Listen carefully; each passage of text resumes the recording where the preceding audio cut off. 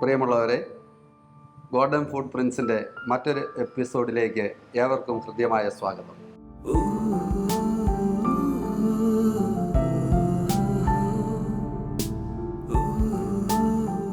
അച്ഛാ, നമ്മൾ സുവിശേഷത്തിലുടനീളം പ്രാർത്ഥിക്കാൻ വേണ്ടി മലമുകളിലേക്ക് കയറിപ്പോയ ഈശോയെ കാണുന്നുണ്ട് അല്ലേ?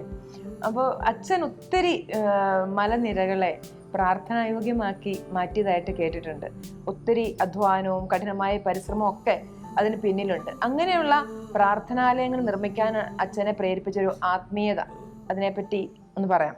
കുഞ്ഞുനാളിലെ ഞങ്ങള് താമസിക്കുന്ന സ്ഥലം, ആ പറമ്പിൻ്റെ മുകളിൽ കയറി കഴിയ സാമാന്യം ഒരു കുന്ന. അതിറങ്ങിയിട്ട് വേറെ കുന്ന്, ആ പറമ്പ് ഞങ്ങളുടെ ഒരു പറമ്പുണ്ട് അവിടെ. അതിങ്ങനെ അങ്ങോട്ട് ചാഞ്ഞ് കിടക്കുന്ന വേറൊരു വലിയ കുന്ന. അതിൻ്റെ ഏറ്റവും മണ്ടലോട്ടാണ് നമ്മൾ ചെന്ന് ഇവിടുന്ന് നേരെ ആദ്യം കയറുന്നത്. അവിടുന്ന് നോക്കിക്കഴിയുമ്പോൾ നേരെ എതിർവശത്ത് ഒരു മല കാണാം. ആ മലയിൽ നിറച്ച് തെങ്ങ് ഇങ്ങനെ തിങ്ങി നിൽക്കുന്നത്, അത് കൈയാട്ടുന്നത് എനിക്കൊരു വലിയൊരു ആകർഷകം. ഇത് മലയോട് ഭയങ്കര ഇഷ്ടമായിരുന്നു. അങ്ങനെ ഒരു ഇഷ്ടം കയറി. പിന്നെ എവിടെയെങ്കിലും നമ്മുടെ ആ അടുത്ത പ്രദേശത്തൊക്കെ ഏതെങ്കിലും ഒരു മലയുണ്ടായാലും അതിൻ്റെയൊക്കെ മണ്ട കയറി ഇങ്ങനെ പോയി ചുറ്റുപാട് നോക്കുന്ന ഒരു സ്വഭാവമുണ്ട്. ഉരുളികുന്നത്താണ് തുടക്കം അല്ല, അതിന് മുമ്പ് ഞാൻ സെമിനാരി വിദ്യാർത്ഥിയായിട്ട് തൃശ്ശിനാപ്പള്ളി പഠിക്കുന്ന കാലത്ത് അവിടെ ഒരുപാട് മലകളുണ്ട് തമിഴ്നാട്ടിലെ, ഒറ്റപ്പെട്ട മലകൾ. അവധിക്കാലത്ത് വരുമ്പോൾ എൻ്റെ ജ്യേഷ്ഠ അന്ന് അടിവാരം പള്ളി വികാരിയാണ്. അടിവാരം ഒരു ഒറ്റപ്പെട്ട മലപ്രദേശമാണ്. അവിടെ അന്ന് റോഡൊക്കെ ചെല്ലുന്നതേ ഉള്ളൂ. അച്ഛന് പൂഞ്ഞാറ്റിൽ നിന്ന് നടന്നങ്ങ് പോകേണ്ട ഒരു കാലമായിരുന്നു. അവിടെ മഠമൊന്നുമില്ല, പോസ്റ്റ് ഓഫീസില്ല, സൗകര്യങ്ങളൊന്നുമില്ല. അപ്പോൾ കുട്ടികളെയൊക്കെ വേദപാഠം പഠിപ്പിക്കാനും അച്ഛനെ സഹായിക്കാനായിട്ട് ഞാൻ അവധിക്കാലത്ത് വന്നതിന് അടിവാരത്തിറങ്ങ് പോകും. അടിവാരം പള്ളിയുടെ ചുമതലയിലായിരുന്നു പൂഞ്ഞാർ കുരിശുമല എന്ന് പറയുന്ന ഇപ്പോഴത്തെ നമ്മുടെ വാഗമൺ കുരിശുമല എന്നറിയപ്പെടുന്ന കുരിശുമല പൂഞ്ഞാർ കുരിശുമലയായിരുന്നു. പൂഞ്ഞാർ കുരിശുമല നടത്തിക്കൊണ്ടിരുന്ന അടിവാരം പള്ളിക്കാരാണ്. അപ്പോൾ ചേട്ടന് അടിവാരം പള്ളിയിൽ നിന്ന് ഒരു 6 മൈലോളം മല നടന്നു കയറിയാലേ ഉള്ളൂ ഇവിടെ എത്തത്തുള്ളൂ. അപ്പം എല്ലാ വർഷവും നോമ്പ് കാലവും തുടർന്ന് പെസഹക്കാലവും എല്ലാം മലകയറ്റമുണ്ട്. ഇപ്പം വാഗമണ്ണിൽ നടക്കുന്ന എല്ലാ പരിപാടികളും അന്ന് അവിടെ നടത്തിക്കൊണ്ടത് ജ്യേഷ്ഠൻ്റെ നേതൃത്വത്തിലാണ്. ചേട്ടായിയുടെ കൂട്ടത്തിൽ ഞാനും അവിടെ നിന്ന് നടന്ന് മുകളിൽ കയറും. മലയുടെ എല്ലാ പ്രവർത്തനങ്ങളും അവിടെ ആൾക്കാർ ഒരുമിച്ച് കൂടുന്ന, അവിടെ പിന്നെ പന്തലിടുന്ന, ഭക്ഷണം പാകം ചെയ്യുന്ന, ഇതെല്ലാം അതിൻ്റെ അകത്ത് സഹകരിച്ച് അവിടെ ഉണ്ടായിരുന്നു. നമ്മൾ വാസം പറഞ്ഞ ഏറ്റവും ഇമ്മീഡിയറ്റ് ആകർഷണം അത് തന്നെയായിരുന്നു. വാഗമൺ കുരിശുമലയുടെ വിളിയായിരുന്നു. അതിന് ശേഷം പിന്നെ അച്ഛനായി കഴിഞ്ഞ് ഈ ഉരുളികുന്നം എന്ന് പറയുന്ന സ്ഥലം ഒരുപാട് മലകളുള്ള സ്ഥലം, എല്ലാം കൊച്ചു കൊച്ചു കുഞ്ഞു മലകളല്ല. അവിടെ പള്ളിയായിരുന്നു ഉള്ളതിലെ വലിയ കുന്ന്. പള്ളിയോടനുബന്ധിച്ച് പിന്നെ ഒരു ഗ്രോട്ടോ, മാതാവിൻ്റെ ഒരു ഗ്രോട്ടോയ, ഒരു കാൽവരി, പിന്നെ ഒരു പിയാത്ത, ഇതെല്ലാം അവിടെ ഞാൻ പണിതുണ്ടാക്കി. അത് കഴിഞ്ഞ് അവിടെ നിന്നാണ് അറക്കുളത്ത് വരുന്നത്. അറക്കുളത്ത് വന്നപ്പോൾ അവിടെ അറക്കുളം പള്ളിയുടെ കൊടിമരത്തിൻ്റെ ചുവട്ടിൽ പോയിരിക്കുമ്പോൾ നേരെ മുമ്പിൽ കാണാവുന്ന വലിയ മലയാണ് ഈ തുമ്പച്ചി മല. അപ്പോൾ ആ മലയിൽ ഒരു ചെറിയ കുരിശുണ്ട്. ആ സമയത്ത് പണ്ട് നമ്മുടെ കാരണവന്മാർ കൊണ്ടേ വെച്ച് തരണമുണ്ട്. അത് ആരണ്ട് അടിച്ച് പറിച്ച് അതിൻ്റെ ചുവടെല്ലാം കളഞ്ഞ് പിന്നെ നന്നാക്കിയൊക്കെ അവിടെയുള്ളത്. അപ്പോൾ അവിടെ ഒരു ഒരെണ്ണം പണിതല്ലൊന്ന് ഇങ്ങനെ താഴെ നിന്ന് ഇങ്ങനെ ചിന്തിക്കുമായിരുന്നു.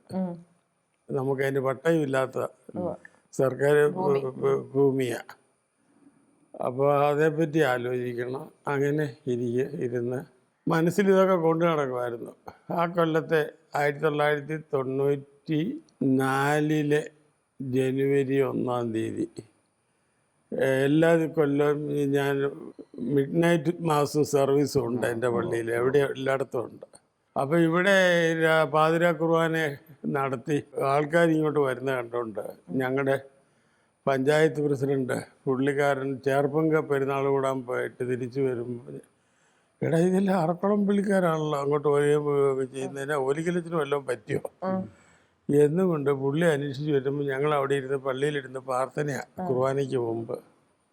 എന്നാൽ നമ്മുടെ പഞ്ചായത്തിൽ തന്നെ ഒരു ന്യൂ ഇയർ ഇരിക്കട്ടെ എന്നും പറഞ്ഞ് പുള്ളിയും കൂടെ കൂടി അവിടെ നിന്ന് പ്രാർത്ഥനയും കുർബാനയും എല്ലാം കഴിഞ്ഞപ്പോൾ ഞാൻ പറഞ്ഞു, അപ്പം ചേട്ടാ നിങ്ങൾ ഇവിടുത്തെ വലിയ രാജാവല്ലേ, ഈ പഞ്ചായത്ത് പ്രസിഡന്റ് കുന്നാലത്തിൻ്റെ ചേട്ടനാണ് ഈ കുന്നാലപ്പച്ചൻ എന്ന് പറയാം, നിങ്ങളിവിടുത്തെ വലിയ രാജാവാന്ന് ഞാൻ കേട്ടിട്ടുണ്ട്, നിങ്ങൾ ആ മലയിൽ ഇച്ചിരി സ്ഥലം ഉണ്ടാക്കി തരാമെങ്കിൽ ഞാൻ അവിടെ കുരിശൂര പടി അടിക്കാമെന്ന് പറഞ്ഞു. പുള്ളി യേസ് ഓർ നോ ഒന്നും പറഞ്ഞില്ല, എന്ന് പറഞ്ഞങ്ങ് പോയി. അന്ന് വൈകുന്നേരം ഞാൻ പല രോഗികളായിട്ട് കിടക്കുന്ന ചിലരെ, പിന്നെ മൂലമറ്റ ആശുപത്രി ഇവിടെയെല്ലാം പോയി സന്ധ്യ കഴിഞ്ഞപ്പോഴത്തേനും പള്ളി വരുമ്പോൾ ഇവരെല്ലാം ഉണ്ട്, വില്ലേജ് ഓഫീസറുണ്ട്, അപ്പഞ്ഞാണനുണ്ട്, അപ്പോൾ പലരുണ്ട്.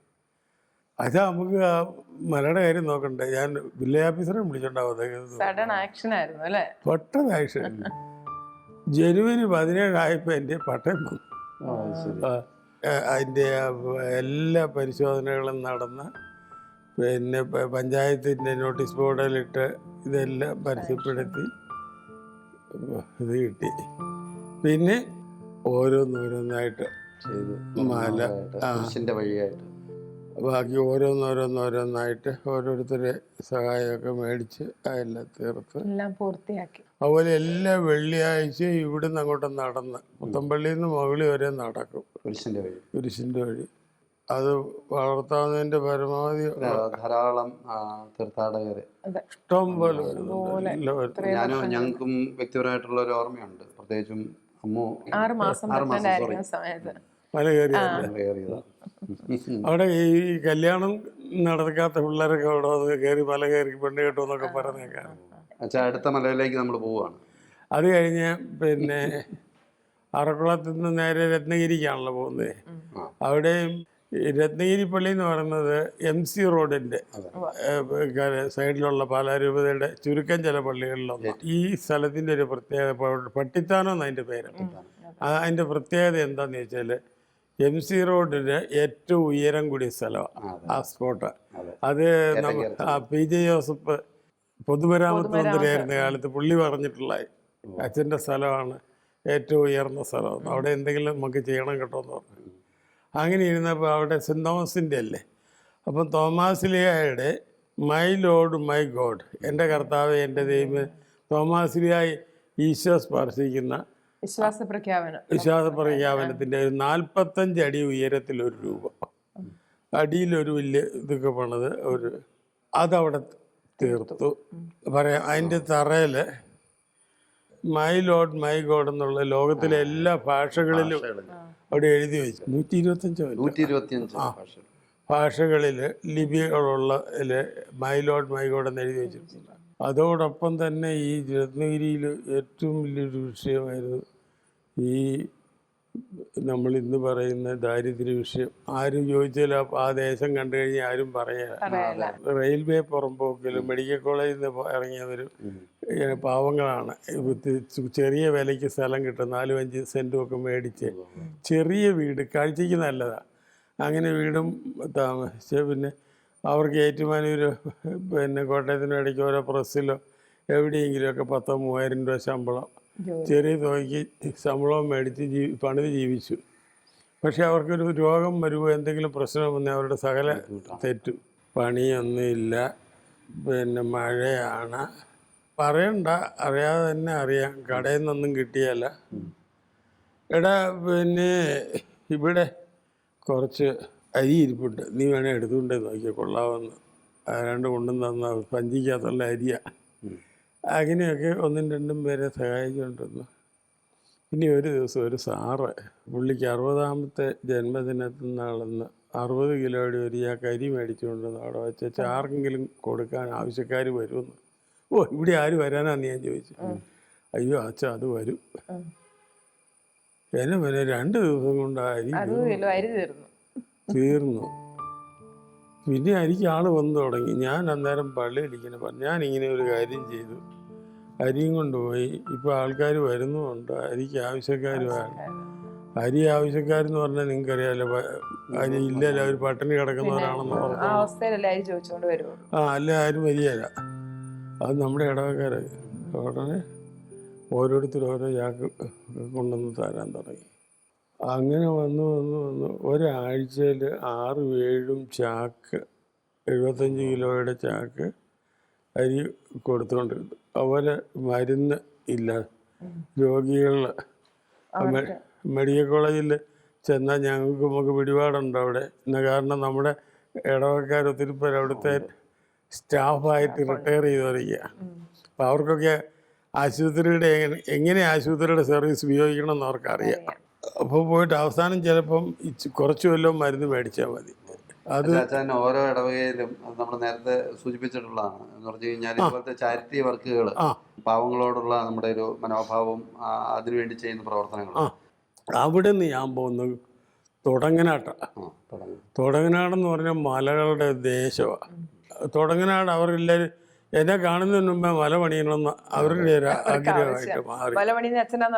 അറിയാവുന്ന നേരത്തേനും മല പണിയുന്നതായി. അതിങ്ങനെ വന്ന് ഒരു മലയുടെ മണ്ടയിൽ ഒരു കുരിശ് വെച്ചിട്ടുണ്ട്. നമ്മുടെ പള്ളിയിൽ നിന്ന് അച്ഛന്മാരുണ്ട്. അത് ചെന്നപ്പോൾ അതിനൊരു കഥയുള്ള മലയാണ്. ഒരു പാവപ്പെട്ട ഒരു കുടുംബം ഒരു വിധവയായ ദളിത് സ്ത്രീ എഴുതി കൊടുത്തു ആ പള്ളിക്ക് 5 സെൻറ്റ് സ്ഥലവും പറമ്പ്. അതിന് അവരുടെ ജീവിതം എന്ന് പറഞ്ഞാൽ അതിനേക്കാളും വലിയൊരു കഥയായി. അതായത് അവിടെ ഒരു വെള്ളപ്പൊക്കം വന്നപ്പോൾ ഈ കുടുംബത്തിൻ്റെ ഇയാൾ അവിടുത്തെ ഏറ്റവും വലിയ പണിക്കാരനായിരുന്നു. ഈ ഭർത്താവ് തടി ഒഴുകി വന്നു. തടി പിടിക്കാൻ വേണ്ടിയിട്ട് ഇയാളും ഉടമസ്ഥനും കൂടെ ചാടി. ഇയാളെ വെള്ളം കൊണ്ടുപോയി. ഉടമസ്ഥന് ജീവിക്കാൻ വിഹിതം കിട്ടി, തടിയോട്ട് കിട്ടിയില്ല. അങ്ങനെ ആളും മരിച്ചു. എന്നിട്ട് അന്നത്തെ കാലത്തൊക്കെ ഇങ്ങനെ മരണം സംഭവിച്ച് 2 കുഞ്ഞുങ്ങളുമുണ്ട്. ഇവരെ പിന്നെ അവരുടെ വീട്ടിൽ കയറ്റി അവരുടെ കുടുംബത്തിൽ താമസിച്ചുകൊണ്ട് അവിടുത്തെ പണികളെല്ലാം നോക്കി നടത്തി. അവർ കള്ളികളാണെന്നും പറഞ്ഞ് കൊച്ചിൻ്റെ മാല പറിച്ചെന്നും പറഞ്ഞ് ഐറ്റങ്ങളെ ഇറക്കി വിടുന്നു. അവർ ഇറക്കി വിട്ടപ്പോൾ അവർക്ക് ഒറ്റൊരാഗ്രഹം ഉണ്ടായിരുന്നുള്ളൂ, മാനം കളയാതെ ജീവിക്കണം. അന്നേരം അവിടെ എടി നീ ആ മലയിൽ പോയി കിടന്നു, ഇനി ആരാ ഒന്ന് ഉപദ്രവിക്കുന്ന ഞങ്ങൾ നോക്കിക്കോളാം. ഏതായാലും അവരവിടെ കിടന്ന് കഴിഞ്ഞ് ആ വട്ടത്തിലുള്ള അവിടെ ഒരാളുടെ സ്ഥലമായിരുന്നു, 1 ഏക്കർ സംതിങ് സ്ഥലം. അവളത് കാശ് കൊടുത്ത് മേടിച്ചു. 1-2 കൊല്ലത്തെ പണിയുണ്ട്. അവൻ്റെ 140 രൂപ ഏതാണ്ട് കൊടുത്ത് മേടിച്ചതാണ്. അത് കഴിഞ്ഞിട്ടാണ് ഈ കപ്പുച്ചിനച്ഛന്മാരുടെ ധ്യാനം പള്ളിക്ക് നടന്നത്. അപ്പോൾ ഈ അച്ഛൻ ഈ എല്ലാ മലയിലും കയറിപ്പോയി. എല്ലായിടത്തും കുരിശ് വെക്കണം എന്നാണ് പറയുന്നത്. എന്നിട്ട് ഓരോരുത്തരോട് സ്ഥലം ചോദിക്കും. അവർ ഇവിടെ സ്ഥലമില്ലെന്നും പറഞ്ഞ് പോകും. ഇവിടെ ചോദിച്ച് എടി ഇതാരുടെ ഈ സ്ഥലം, ഈ പാറ നിൻ്റേതാണ്. ഉടനെ ആരാണ്ട് ചോദിച്ചു ഇതിന് ആധാരമുണ്ടോ, കരം കെട്ടുന്നതാണ്. ആധാരമുണ്ട്, കരം കെട്ടുന്ന. നിനക്ക് 5 സെൻറ്റ് തരാൻ പറ്റുമോ? തരാം. അവിടെ അടിച്ച് അവിടെ കുരിശ് വെച്ചു ആദ്യത്തെ. പിന്നെ അവിടെ ഒരു വെള്ളം ധ്യാനം നടത്തി. പിന്നെ എല്ലാ കൊല്ലം ആണ്ടുതോറും കയറും. അങ്ങനെ ആ മലയായിട്ട് അവിടെ കിടന്നു. ഈ മല അവരുടെ മക്കളുടെ കയ്യിൽ നിന്നാണ് എടുത്തത്. അതിൻ്റെ ചുറ്റും കിടന്ന് ഇച്ചിരി സ്ഥലം കൂടെ ഞാൻ മേടിച്ചു. അപ്പോൾ അതൊരു ഉഗ്രം മലയായിട്ട് അങ്ങ് വളർന്നു. പണിത് അതിൻ്റെ വെഞ്ചരിപ്പാണ് നമ്മുടെ വർക്കി പിതാവാണ് വലിയൊരു സംഭവമായിപ്പോയി. അത് കഴിഞ്ഞ് തുടങ്ങനാടുന്ന് പിന്നെ പോയതാണ് അരുവിത്ര. ഈ പറയുന്ന എല്ലാ സ്ഥലത്തും അതെ, നോമ്പ് കാലത്ത് ഇവിടെ എല്ലാം ആഘോഷമുള്ളതാണ്. ഈ പിന്നെ വെലിച്ചമലയെന്ന് പറഞ്ഞാൽ എൻ്റെ ദൈവമേ, കൊണ്ടൂർ മലയാണ് വെലിച്ചമലയായിട്ട് മാറിയത്. കൊണ്ടൂർ മല മുഴുവൻ കാശ് കൊടുത്ത് മേടിച്ചെന്ന് വിചാരിക്കണം. ആരും ചുമ്മാ ഒന്നുമല്ല. അത് മാത്രമല്ല അവിടെ കുറെ ഭവനങ്ങളും നിർമ്മിച്ചു. 20 വീട് വെച്ച് കൊടുത്തിട്ടാ. വീട് വെച്ച് പിന്നെ കുറെ സ്ഥലം കിട്ടി ഇങ്ങനെ ലെവൽ ചെയ്ത്. അങ്ങനെ അവിടെ 20 വീടുണ്ട് അവിടെ. അത് അവരെല്ലാരും കൂടെ തന്നെ അവിടെ കമ്മ്യൂണിറ്റി ആയില്ലേ. അച്ഛൻ എങ്ങനെയാ ഈ 2-3 പ്രൊജക്ടുകൾ ചെയ്തപ്പോൾ നമുക്കറിയാലോ ഇത്രത്തോളം ബുദ്ധിമുട്ടാണ് അത്. ഇത്രയും അധ്വാനം വേണം. പിന്നെയും അങ്ങനത്തെ ദൗത്യങ്ങൾ ഏറ്റെടുക്കാൻ. അത് പോരത്, ഇനി ഇച്ചിലൂടെ ചെയ്യണമെന്നാണ് നമുക്കവിടെ മതിയാകുന്നില്ലെന്നേ. നമ്മളെ കൊണ്ട് അവരെ വിടുവാണ്. അരിത്ര വലിച്ചിട്ടില്ല കൂട്ടത്തിൽ നിൽക്കുന്നത്. അരുവിത്ര വലിയെന്ന് പറഞ്ഞാൽ ആരാ പാർട്ടിന്ന് അറിയാം. നീ ഏക്കടാ പോ അങ്ങോട്ട് കയറോട്ടെന്ന് പറഞ്ഞാൽ പോയി. എല്ലാ ദിവസവും രാവിലെ അങ്ങ് പോകുക, അല്ലാണ്ട് അവിടെ ചെല്ലുമ്പോഴാണ് പറയുന്നത് നീ ഇന്ന പണി ചെയ്തോളാം. എല്ലാവരും ചോദിക്കുന്നുണ്ട് ഇതിൻ്റെ പ്ലാൻ ആൻഡ് എസ്റ്റിമേറ്റ് ആരാണ് ഉണ്ടാക്കിയത്. അച്ഛൻ്റെ ഇത്തരത്തിലുള്ള ധാരാളം പ്രവർത്തനങ്ങൾ തീർച്ചയായിട്ടും സഭാ നേതൃത്വം നിരീക്ഷിക്കുന്നുണ്ടല്ലോ. അപ്പൊ അവിടുന്ന് നല്ലൊരു സപ്പോർട്ടും അതെന്നറിയോ, പ്രോത്സാഹനം. അവർ പിതാവിനോട് എന്ത് പറയുമ്പോൾ പിതാവ് സങ്കടം വരും. പിതാവിനെ അറിയാം എന്നെ, നമ്മൾ ചെയ്യുന്നത് എന്നാന്നും കൃത്യമായിട്ട് അറിയാം. എല്ലാം വളരെ ഭംഗിയായിട്ട് തീർത്തു. ഇപ്പം അവിടെ തീർത്ഥാടകരായിട്ട് ഇത് നമ്മുടെ ദേശത്തുനിന്ന് മാത്രമല്ല പുറത്തുനിന്നെല്ലാം വരുന്നവർക്ക് അവിടെ വരുമ്പോഴൊരു പ്രത്യേക ഒരു ആത്മീയത അനുഭവിക്കാനായിട്ട് പറ്റുന്നുണ്ട്. ഞാൻ പറഞ്ഞില്ലേ, ഓരോ ഇഞ്ചിലും എൻ്റെ വേർപ്പും കണ്ണീരും വീണ കതച്ച് വേർത്ത് കുളിച്ച് അങ്ങനെയൊക്കെ ഓർക്കുമ്പോൾ ചില നേരത്ത് സങ്കടം വരും. ആയം പറഞ്ഞ് എൻ്റെ വേർപ്പും കണ്ണീരും ഇല്ലാത്ത സ്ഥലം അതിൻ്റെ അകത്തില്ല. ഇത് കഴിഞ്ഞ അച്ഛൻ കൊഴുവനാൽ പിന്നെ നെബുമലയിലേക്ക് പോകുന്നുണ്ടല്ലോ. കൊഴുവനാൽ പള്ളിയുടെ ചരിത്രത്തെയും കൂടെ കൂട്ടിച്ചേർത്തുകൊണ്ടാണ് അവിടെ ഇത് പുണ്യപിതാക്കന്മാരെ എല്ലാം സംസ്കരിച്ചിരുന്ന സിമിത്തേരി ഉൾപ്പെടെയുള്ള സ്ഥലം നെപ്പും മല. നെപ്പും മല എന്ന് പറഞ്ഞാൽ സെൻറ്റ് ജോൺ നെപ്പും സ്യാൻ്റെ മല എന്നാണ് അർത്ഥം. ആ മലയുണ്ടാക്കി വലിയൊരു ഗ്രോട്ടയാണ് കുരിശുണ്ട്. അവിടെ അതിൻ്റെ അകത്ത് നമ്മുടെ കർത്താവിൻ്റെ കബറിടവും തിരുക്കല്ലറയെല്ലാമാണ് അതിൻ്റെ അകത്ത് ഉൾപ്പെട്ടിരിക്കുന്നത്. അതിന് ശേഷമാണ് ഇപ്പോഴത്തെ സിമിത്തേരി. അതൊരു വലിയ സിമിത്തേരിയാണ്. അതെല്ലാം ഇങ്ങനെ ഒരുപാട് കുരിശുപള്ളി പോലെ കല്ലറ കിടന്ന സ്ഥലമെല്ലാം ഒരേ ലെവലിലാക്കി ഏറ്റവും മനോഹരമായ സിമിത്തേരിയാക്കി മാറ്റാൻ കഴിഞ്ഞിട്ടുണ്ട്. അതുപോലെ തന്നെ ആ കൊഴുവനാൽ ഹൈസ്കൂള് ഹയർ സെക്കൻഡറി എല്ലാം വന്നെങ്കിലും അതിൻ്റെ പണികളൊന്നും പൂർത്തിയായിട്ടില്ലായിരുന്നു. അതിൻ്റെ പണികളെല്ലാം പൂർത്തിയാക്കി. ചുരുക്കത്തിൽ ഞാൻ പറയുമായിരുന്നു, I left no stone unturned. ഒരു കല്ല് പോലും ഞാൻ തിരിക്കാത്തതായിട്ട് കൊഴുവനാൽ പള്ളിയുടെ പുരയിടത്തിലില്ലായിരുന്നു. ഇനി അവിടുന്നാണ് ഞാൻ അതിൻ്റെ അവസാനത്തെ പള്ളിയായ പ്ലാസന പള്ളിയിലേക്ക് വരുന്നത്. അവിടെ ഒരു പുതിയ പ്രോജക്റ്റ്. അതെ അതെ അതെ അവിടെ 2020 വരുന്നത്. മാർച്ച് 23 ആയപ്പോഴത്തേനും കോവിഡ് പ്രഖ്യാപിച്ചു. പിന്നീട് നമ്മൾ ഏതാണ്ട് ഒരു വർഷത്തേക്ക് നിശ്ചലരായിപ്പോയി. എങ്കിലും അതിൻ്റെ ഇടയ്ക്ക് ഞാൻ വിട്ടില്ല. ആ പള്ളിയുടെ മുറി മുഴുവൻ നനയുന്നതായിരുന്നു. മുഴുത്ത ബ്രഹ്മാണ്ഡമായ കെട്ടിടം. അതിൻ്റെ മണ്ടേൻ്റെ ഓടെല്ലാം ഇടയ്ക്ക് പുതിയ പട്ടിക നിറച്ച് പഴയ പള്ളി മുഴുവൻ ഈ കോവിഡിൻ്റെ ഏറ്റവും പ്രധാനപ്പെട്ട ദിവസങ്ങളിൽ പൂർത്തിയാക്കി. അതുപോലെ മറ്റു സ്ഥലങ്ങളെല്ലാം നന്നാക്കി. അവിടെ തെങ്ങ് വെച്ചു. 543 തെങ്ങ് അത് നട്ടിട്ടാണ് ഞാൻ പോരുന്നത്. ഒരു 10-100 കായ്ച്ചിട്ടുണ്ട്. പിന്നെ മറ്റേത് വളർത്തിക്കൊണ്ടിരിക്കുന്നു. അത് നല്ല രീതിയിൽ കൊണ്ടുവരാൻ കഴിയുമെന്നാണ് എൻ്റെ പ്രതീക്ഷ. അങ്ങനെ വന്നാൽ കാർഷിക രംഗത്ത് നമുക്കൊരു വലിയ പുരോഗതിയായി. അങ്ങനെ ഇരിക്കുമ്പോഴാണ് നമ്മുടെ പ്ലാസനാൽ പള്ളിയുടെ ശരിക്കും ചരിത്രത്തിലേക്ക് കടക്കേണ്ടതായിട്ട് വന്നത്. പ്ലാസനാൽ പള്ളി ആരംഭിക്കുന്ന കൊടക്കച്ചിറ അന്തോണി കത്തനാരാണ്. അപ്പോൾ ഈ പള്ളി വാസ്തവത്തിൽ ആരുടെയായിരുന്നു? കൊടക്കച്ചിറ അന്തോണി കത്തനാരുടെ ആയിരുന്നു. അപ്പോൾ അന്തോണി കത്തനാരുടെ ഒരു വലിയ പ്രതിമയും 16.25 അടിയുള്ള ഒരു പ്രതിമയും പിന്നെ ഒരു മലയും ഒരു കുരിശും എല്ലാം കൂടി അവിടെ തീർത്ത് അച്ഛൻ്റെ ചരിത്രം മുഴുവൻ അവിടെ എഴുതി വെച്ചു. നമ്മുടെ കല്ലറങ്ങാട്ട് പിതാവ് വന്ന് ബ്ലസ് ചെയ്തു. എൻ്റെ ജീവിതത്തിൽ ഞാൻ ചെയ്ത ഏറ്റവും വലിയ കാര്യം അതാണെന്നാണ് പിതാക്കന്മാർ പറയുന്നത്. കാരണം 300 വർഷം മുമ്പ് മരണപ്പെട്ട ഒരു മനുഷ്യനെ പൊക്കിയെടുത്ത് നമ്മൾ ഇത്രയും നടുക്കാക്കി നിർത്തിയില്ലേ. അതുപോലെ വീടുകളൊക്കെ പണിയാവുന്നതിൻ്റെ ഏറ്റവും പരമാവധി ഭംഗിയായിട്ടാണ് ഓരോന്നും. അത് വെഞ്ചരിക്കാനായിട്ട് അവിടെ ഇരിക്കുന്ന ഓരോ സാധനം വെഞ്ചരിച്ച് ഈ ഇന്ത്യയിലെ ഓരോ രൂപതയിലെ മെത്രാന്മാരാണ്. അല്ലാണ്ട് എല്ലാ കല്ലറങ്ങാട്ടൊന്നുമല്ല. മധുര തുടങ്ങി തമിഴ്നാട്ടിലെ ബിഷപ്പന്മാർ, യുപിയിലെ എല്ലാ, ബോംബെയിലെ ഓരോ സ്ഥലങ്ങളും വെഞ്ചരിച്ചിരിക്കുന്ന ഈ ഭാരതസഭയിലെ ഓരോ മെത്രാന്മാരാണ്. അതുപോലെ തന്നെ പിന്നീട് കൊഴുവനാല് ചെല്ലുമ്പോഴും അവിടെ എങ്ങനെ വലിയൊരു മലമ്പ്രദേശമൊന്നും അല്ലല്ലോ. കൊഴുവനാലിൽ ചെല്ലുന്നതിൻ്റെ കാര്യം, കൊഴുവനാൽ ഞാൻ പറഞ്ഞില്ല, ഞാൻ ആദ്യം അസിസ്റ്റൻ്റ് ആയിരുന്നല്ലോ ഇവിടെ.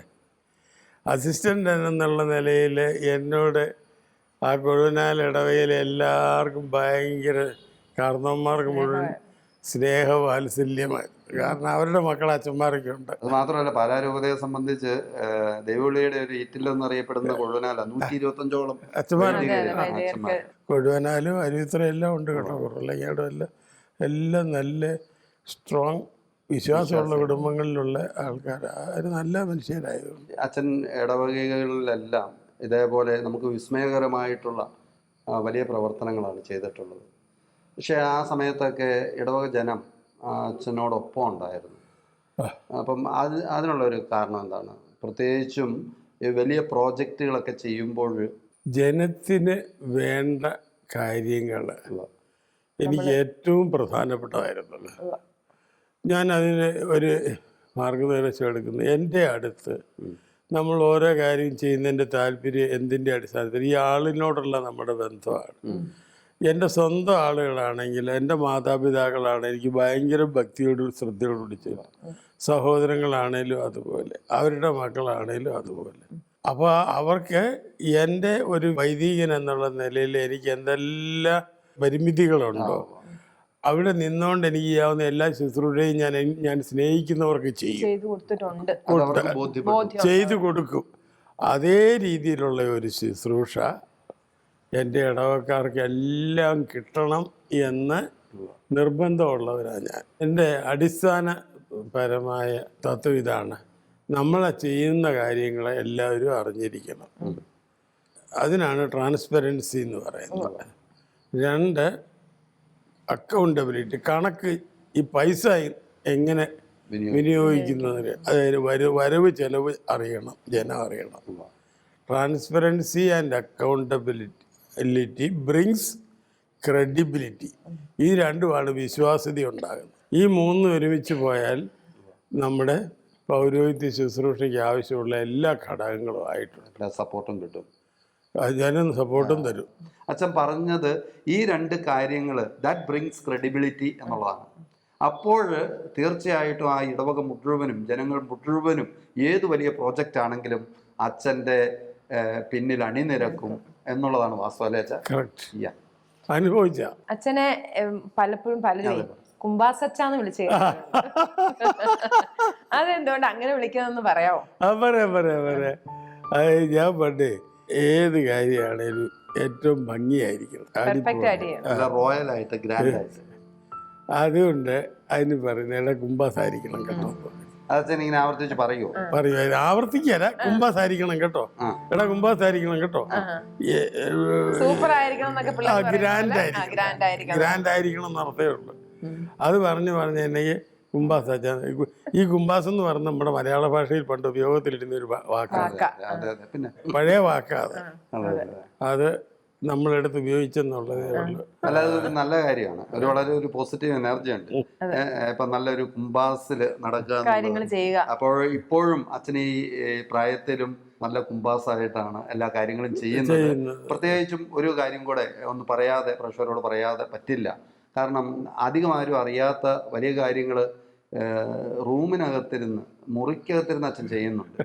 കഴിഞ്ഞ ദിവസം ഞങ്ങൾ സന്ദർശിച്ചു കഴിഞ്ഞപ്പോൾ കണ്ടത് എല്ലാ പിതാക്കന്മാരെ കുറിച്ചും അതേപോലെ തന്നെ സഭയുടേതായിട്ടുള്ള എല്ലാ വാർത്തകളും അത് കൃത്യമായിട്ട് ഡോക്യുമെന്റ് ചെയ്ത് അത് എന്താ പറയുന്ന ഒരു ഫയലായി ആക്കിയിട്ടുണ്ട് ശരിക്കും. അപ്പം അത് കല്ലറങ്ങാട്ട് പിതാവിനെ കുറിച്ചാണെങ്കിലും ഉരിക്കും പിതാവിനെ കുറിച്ചാണെങ്കിലും സ്രാമ്പിക്കൽ പിതാവിനെ കുറിച്ചാണെങ്കിലും അച്ഛാ ഇതിനെ എവിടെ നേരം കണ്ടെത്തുന്നു? എന്താണ് ഇതിന്റെ ഒരു പഴയ പത്രങ്ങൾ എടുത്ത് നോക്കുകയാണെങ്കിൽ അതിൻ്റെ അകത്ത് പലരുടെയും പല വാർത്തകളുണ്ട്, പല ആളുകളുണ്ട്. എന്നിട്ട് നമ്മളെ സംബന്ധിച്ചിടത്തോളം ഇതൊന്നും മറന്നു പോകാതിരിക്കാൻ ഇതൊക്കെ ഒന്ന് ക്രമപ്പെടുത്തണം. അപ്പോൾ പത്രത്തിലൊരു വാർത്ത കണ്ടാൽ ആ വാർത്ത ഞാൻ വെട്ടിയെടുക്കും. അതൊരു കടലാസയിലൊക്കെ ഒരു നല്ല മുഴുത്ത ഷീറ്റിൽ ഒട്ടിച്ച് കഴിഞ്ഞാൽ അതിൻ്റെ ആ ഡേറ്റും പത്രം ഏതാണെന്നുള്ളത് അതുകൂടെ അതിൻ്റെ മുകളിലൊട്ടിക്കും. അതാത് ദിവസത്തെ വിത്ത് റെഫറൻസ് ഇത് കെട്ടിച്ച് പിന്നെ പിൽക്കാലത്ത് പല ആവശ്യങ്ങൾ വരുമ്പോൾ കൃത്യ ഡേറ്റ് വെച്ച് നമുക്ക് സാധനങ്ങൾ കിട്ടും. എങ്ങനെയുള്ള വാർത്തകൾ അച്ഛൻ ശേഖരിച്ച് വയ്ക്കുന്നത്? ജീവിച്ചിരുന്ന വ്യക്തികൾ, ജീവിക്കുന്ന അവരുടെ പ്രവർത്തനങ്ങൾ, സംഭാവനകൾ, നമ്മുടെ വിശ്വാസികളും നമ്മുടെ നേതാക്കന്മാരും എല്ലാം വരും അതിൻ്റെ അകത്ത്.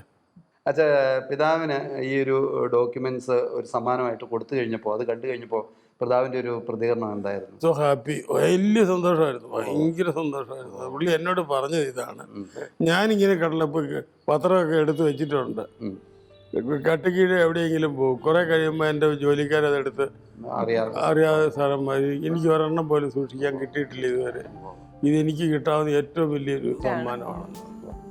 പ്രിയപ്പെട്ട പ്രേക്ഷകരെ, നമ്മളിത് അവസാനിപ്പിക്കുമ്പോൾ ഒരു നല്ല വാർത്തയോടുകൂടി നമുക്ക് അവസാനിപ്പിക്കാം. അച്ഛന് പൗരോഹിത്യ ജീവിതത്തിൻ്റെ 50-ാം വർഷം ജൂബിലി നിറവിലും കൂടിയാണ്. ജൂബിലി ആഘോഷങ്ങളൊക്കെ വളരെ മനോഹരമായിട്ട് നടന്നു. ഇനിയും ഇതേപോലെ ദൈവം ഏൽപ്പിക്കുന്ന വിസ്മയകരമായിട്ടുള്ള പ്രവർത്തനങ്ങൾക്ക് ലക്ഷ്യം വെച്ചുകൊണ്ട് അതെല്ലാം നല്ല കുംഭാസായിട്ട് നടത്താനായിട്ട് പറ്റട്ടെ എന്നുള്ള ആശംസയോടുകൂടി ഈശോ സ്തുതിയായിരിക്കട്ടെ. ഉമ്മ